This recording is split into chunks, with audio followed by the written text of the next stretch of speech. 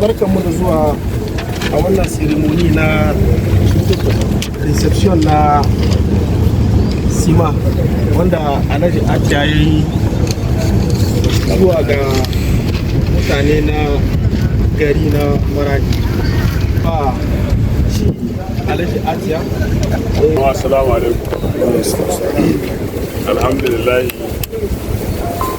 Na farko dai ina jajanta ma mutane gaba daya na jihar Maradi da wannan ibtila'i da ya same su tun da aka yi ba. Allah kuma ya mera da na biyu shine kamar yadda mai gabatarwa ya ce siman ne tan 70 za a badawa ga mutane na cikin karce ɗan ɗaka da bagalan. An yi list ɗinsu, shugaban karce na 'yan ɗaka da na bagalan sun yi list, ni ba kuma na yi wasu list na 'yan uwana suna gaba nan za a rarraba musu yanzu Allah. Kuma magana ta biyu shine muna fatan Allah ya sa wanda aka yi list ɗin nasu duka suna cikin wanda aka yi mabanna ɗin.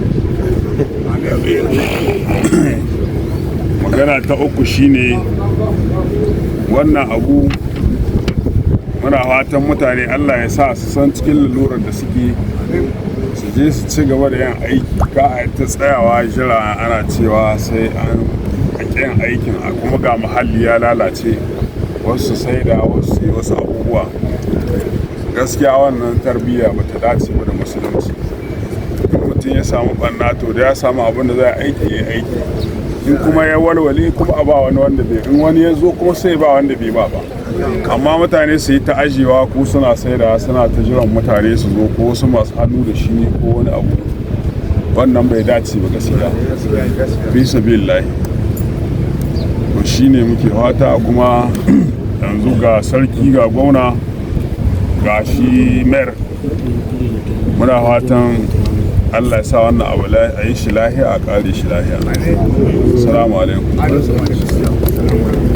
Bayan Alhaji za mu saurari mai girma mai martaba Sultan Alhaji Ahmed Alzaki. Alhaji Ahmed Alzaki. Lafiya sarkajo. أعوذ بالله من الشيطان الرجيم الحمد لله Amin. mun gode ma Allah da ya mada mu yau da muka zo wurin wannan taimako da Alhaji Sani Atia ya bada.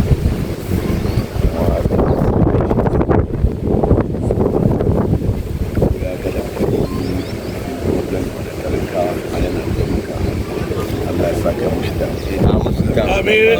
Amin.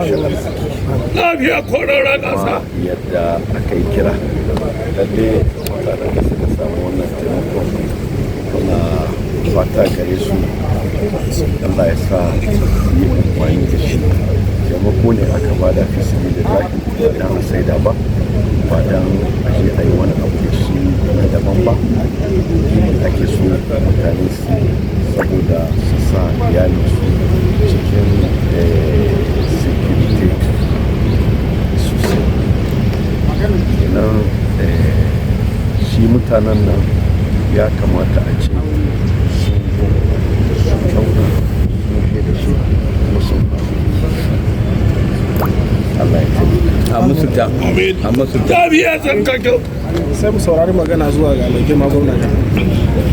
أعوذ بالله من الشيطان